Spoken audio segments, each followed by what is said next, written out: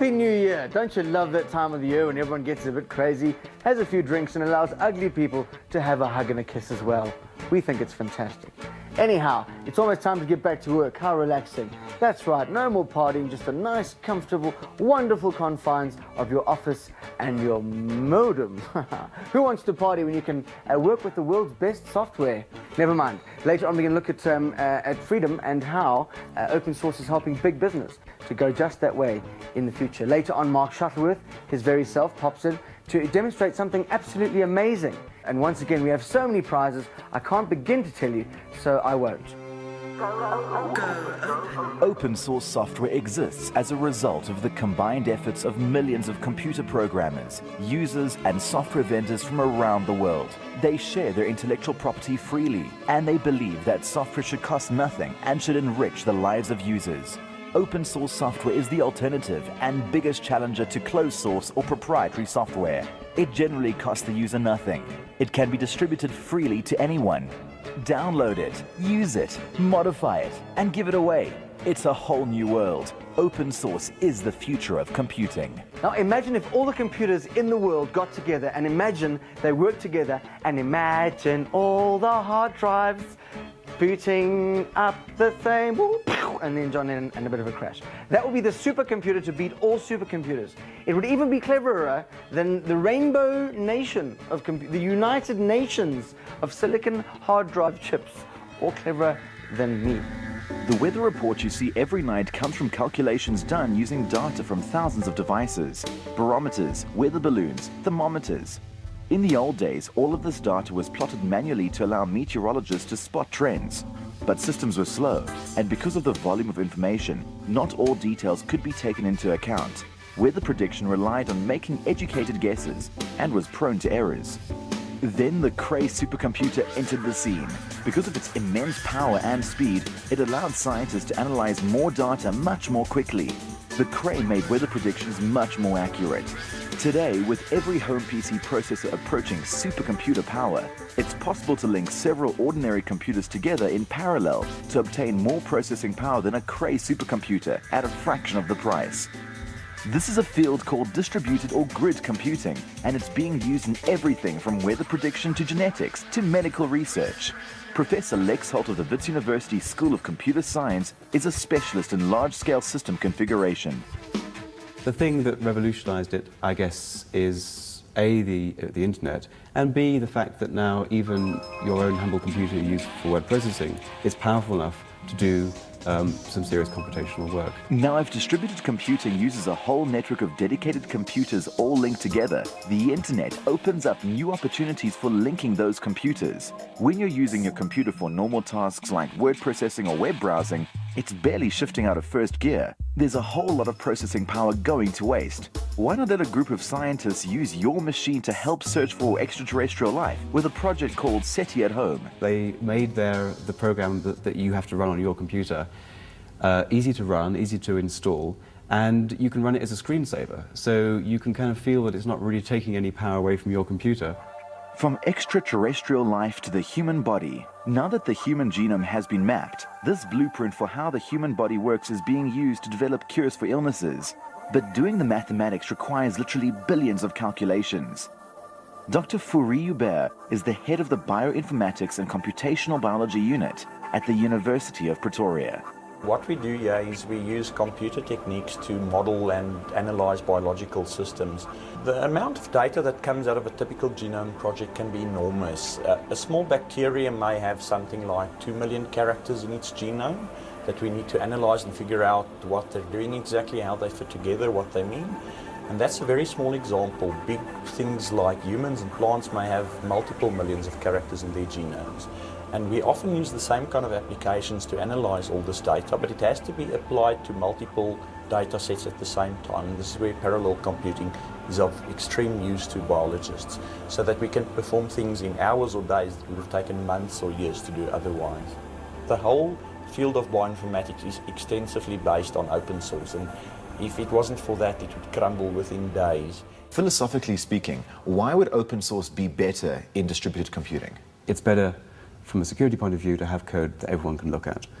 The second thing is accessibility. There are large parts of the world, many communities, that simply can't afford the software investment required to run most closed source programs. And the third thing is modifiability. The great thing about open source is you can make your own changes. But it's not just super scientists benefiting from distributed computing. In the very near future, when common household objects have computers on board, distributed computing will be used to allow devices to communicate intelligently with each other. Imagine this gadget talking to This gadget. Talking to this gadget. Talking to this gadget. Talking to this gadget. Talking to all of this. Great idea. No wasting spare processor cycles that are lying around doing nothing. Lazy computer, get back to work. Every week we meet the big guns, and no guns come bigger than Bruce Perrins. He's a project leader at Debian. He was the author of the open source definition, and also the founder of the Open Source Initiative. I can't believe how many things he's done. His business card must make some small circus horses blush. Let's start simply. What is the definition of open source? Well, open source is not just source code. That's the most important point. It is both a program with source code that you can modify and a set of rights that come along with that program. And without the rights, the source code is useless. These include the right to use, modify, redistribute the software. And it is only those rights that give us the partnership that makes open source possible. When we talk about the FOSS movement, the free open source software movement, what distinguishes free from open? Well, Richard Stallman feels that you should talk about freedom first and then get to practical matters, like this is great software to run your business. The open source movement is sort of the opposite, but we get to the same place.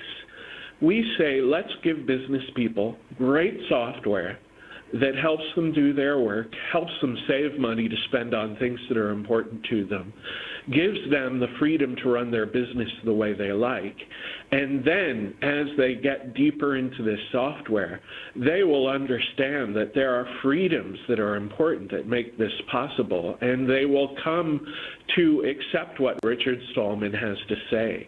Proprietary software.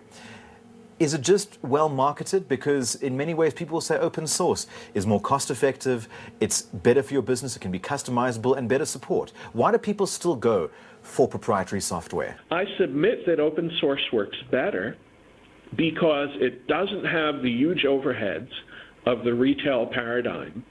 It does not have the risk of the contract paradigm. When you do something under contract or even with your own employee, but only for yourself, you have the burden of all of the cost and all of the risk of that development. So why not go open source with your non-differentiating software? And then you share the risk and the cost with other people, even your worst competitor can be your partner on that software because it's non-differentiating. Thanks once again, and have a great day. All right. Right, here's a couple of things we should chat about. First of all, DVDs. So many people have asked us for those the episodes. Well, 3 people, my mum, her single friend Flo, and her brother-in-law who's in prison currently, but I don't want to talk about that. It will be available from our website, www.goopensource.org. At the end of the series. It's all 13. It will be available in about 7 weeks' time. So that's quite exciting. And coming up next, Tiger Brands goes open source, and Mark Shuttleworth gives us an intro into a little-known but really rather useful drawing program. Ooh.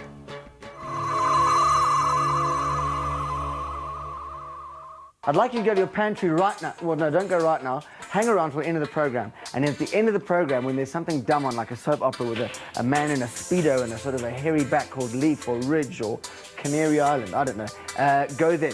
In your pantry, you'll probably find that more than one food item is made by a company called Tiger Brands, one of our biggest food suppliers in the country. And they're about to go open source. How do you think they could possibly count all those cans, boxes, other things wrapped in paper, some not in paper, and others never in wood, for example? Well, of course, they use computers. Think of what you buy every month when you do your grocery shopping. Tiger Brands touches our lives and our stomachs in more ways than one, with products ranging from breakfast cereals to main meals, from sweets to pharmaceuticals. It's a company with IT requirements that can only be described as large. Tiger Brands is on our live network, almost 3,500 users, encompassing 136 sites around the country, about 150 odd servers, excluding our application servers. Large. For a company like this, data is immensely valuable. The entire inventory has to be controlled, from the manufacturer to the supply and delivery. We run quite a large Oracle environment, Oracle applications. That is pretty much the food manufacturing system. It handles the raw materials, production, right the way up to delivery and dispatch to the customer or to the stores, running all centrally as well. Although they had used open source in several non-critical situations, the Oracle application had always run on proprietary Unix. But when they were faced with a software upgrade, they decided to investigate migrating to open source Linux. How did the cost and efficiency and security affect you choosing open source versus proprietary? For Tiger Brands, the cost is obviously an issue like every other company. The task was given to the IT department to come up with a solution which met all those requirements. Security being a strong aspect, uptime and availability of the system to the users, very huge factor. The task wasn't really to come up with an open source solution. That just happened. Everybody was really saying to us, including the provider of the application being Oracle, that there's no reason not to look at open source solutions. In a company that handles financial transactions, security is naturally a major consideration. The question is often asked, how secure is open source? The biggest argument's always been that with the code openly available, any hacker, cracker can see what's going on. But the argument to that is, and so be it, but the fixes come out as fast as the hackers and crackers find them. If so, quicker. In open source, you have tens of thousands of developers working on the application worldwide all the time. With proprietary, pretty much it's small populations of developers which are overworked and overloaded. It's given us a host of options which we never had before. There you go. So when we say open source means business, we mean business. And now it's time to meet some people whose business it is to get business involved in open source. This week, our Geek of the Week is from a company called Obsidian. He co-founded it. His name is Anton de Wet. Anton, thanks for joining us. It's an absolute pleasure. Tell me, you co-founded Obsidian. Yeah, that's almost 10 years ago now. We were studying engineering at RAU University, and I saw this really interesting thing called Linux, played with it for a while, and then said, but I'm sure there must be a way to make some money out of this. So we started a business, and, well, it's 10 years on. So just tell us a bit about what Obsidian does. We use Linux in all sorts of ways. We've developed on it, we trained Linux, we sell Linux CDs, and nowadays you get supported Linux products which we sell as well. But what we mainly focus on is trying to get open source into the business world so that they can benefit from open source in various ways. You yourselves weren't really kind of business-minded people at first. Not at all. We were a bunch of engineers, a bunch of geeks that knew very little about business, and what we had to learn the hard way by doing it, seeing what works, and finding out how do you sell free software into a market that doesn't understand the concept whatsoever. I mean, isn't it strange that people kind of find they react to something that's kind of more cost-effective with doubt rather than kind of diving into it? You get two types of people. The one, if you say you're charging money for this, they say, how can you? It's free. And the other a bunch of people that say, but your competition is 10 times as expensive. How can this be good? So it's a very fine line to walk, and you have to explain to people the concepts behind it before you can even start selling it. The bigger companies that you're doing projects for, you say they're embracing open source. Well, one of the first big companies that we started doing open source work for was Nando's. And they originally said, well, what you're telling us sounds wonderful, but go prove yourself. Our system in South Africa is running. We don't have one in Australia, so go make it work there and show us. So I spent a month or 2-3 there setting up a system that did all the communication systems for them, and they liked what they saw there, so I redid the whole system here in South Africa. And that's been running for about 5-6 years now. Anton, thanks very much for coming in.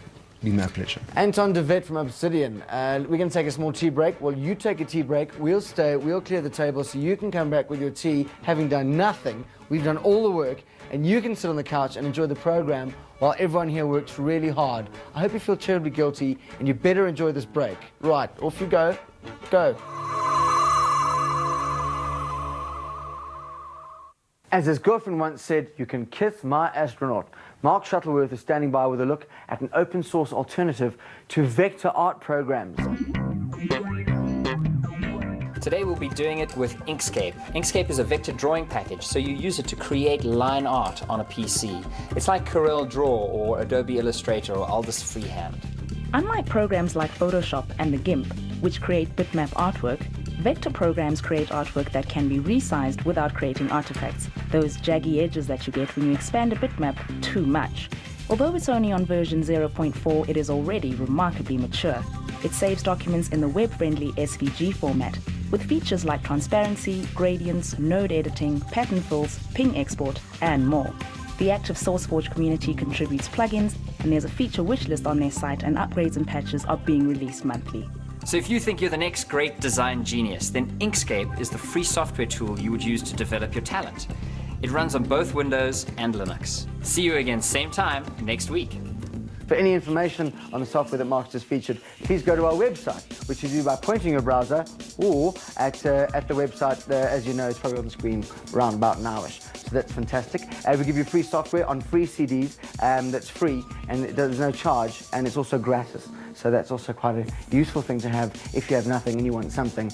That's how it works. Our website's really hot, but even hotter are the numbers, 441. But it's a little trick there, because they're not really three numbers that add up to 9, 441. They only add up to 5, because the middle 4 is actually the word for, F-O-R, so it's like 4, 4, 1. So there's 4 and 1, and that will all be explained in just a moment. Wouldn't it be hot if you could buy one computer that 4 people could use simultaneously, running whatever software they need to run? The 441 is exactly that. Moshe Mafisa of the HPI Community Center in Limpopo explains. The 441 is a computer that has one CPU, one hard drive, with 4 monitors connected to it, 4 keyboards and 4 mice. Instead of buying 4 machines, you buy just one machine, it does the job for 4 people. This is one product that was developed from South Africa, looking at the environment within South Africa as a whole, as a developing country, to find solutions that are tailor-made for our own environment. Right now, this homegrown phenomenon is being used to create a call center industry in this poverty-stricken town, according to Marcel Couturier. My company came in and we built the call center. Everything that you see around you here was built from us, from the technology, right to the carpets, to everything. And at the same time, doing the facilitation of the call center support learnership. So the idea is, at the end of the day, to have the learners, once they qualify, to employ them in this call center. We've got the technology, we've got the infrastructure, we've got everything here. And now they've realized that because of our timelines, we can compete with the rest of the world. The 441 is based on an open source Linux system. It uses open source. So now it brings down the cost tremendously, not only from the hardware perspective, but also from the software perspective, where now you don't have to buy licensing. You just load the free open source software on it, and voila, there you go. The 441 is also being piloted at the University of the North, where they have found it stretches their computing budget much further. And now, get your sticky feet out, because we're going web crawling with Refilware. And if you can, please call the police or an ambulance. I think I'm actually stuck on TV.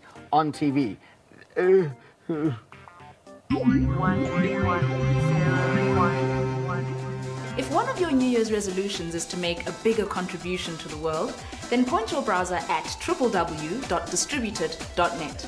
Download the free and open source Distributed.net client software, and within minutes, your computer will be helping solve some of the toughest cryptographic challenges in the world today. This software monitors how much brain power your machine has to spare and essentially donates it across the internet to various tasks that need supercomputer power to run. So now that you've tasted online collaboration, you might want to head for www.tweaky.org. It's the most flexible, powerful, and widespread web-based collaboration platform in existence today. The idea behind Twiki is to make it possible for virtual teams to work together seamlessly as if they were all in the same room. Lastly, with all of the acronyms and weird words to be found in the open source world, you might feel the need for www.foldoc.org. It's an online dictionary of computing terms. With a very simple interface and short, concise entries, you can ease your confusion and even learn terms that computer geeks themselves will need to look up. Now, before I power down, it's time to recap today's sites. www.distributed.net is the place to go if you want to add your computer to one of the biggest grid computing networks ever. www.twiki.org is your free and open source online collaboration launchpad. And www.foldoc.org is your free online dictionary of computing. Right, if you missed any of those or previous episodes, get to goopensource.org, where you'll find all the links to sites we visited on the program throughout the entire program. But first, get ready to win. We've got a PhotoSmart camera and a printer bundle from HP, plus a 17-inch flat screen monitor from LG, 2 DVD writers, plus 2 1,000 Rand clothing vouchers from Soviet once again, and those prizes will be flown to our lucky winners by Dawnwing Couriers. Just answer the simple question: is Inkscape A, an open source vector art program, B, a beautiful landscape done in ink and pen, and C, is it when someone breaks into prison? Just SMS your answer plus your name to 34357. The SMSs are charged at R2 each. And the winners of last week's competition are... Gary Walker from Johannesburg wins a 17-inch LCD monitor from LG. Freddie Fenter and Barry Locker win a DVD writer from LG each. Robert Green and Tanya LaRue win Soviet jeans vouchers worth R1,000 each. And Silke Gehring from Johannesburg wins an HP digital camera and printer. Well done. Did you know that you can now be accredited with your International Computer Driving License? Oh yes, all very exciting, all very open source. Go to ICDL, International Computer Driving License, .org.za, and you too can become a qualified driver on the cyber highway. So next week, we'll be looking at VoIP, Voice over Internet Protocol, all very exciting and involving interesting people whose software we can fiddle with, which is very exciting. But now, coming up next, a wonderful, wonderful reality program about downtown Johannesburg. You hear some gunfire, and after one bullet, you have to guess what gun fired it. It's called Skoot for Skoot. Johan, waar kom jy vandaan? Stay alive and good night.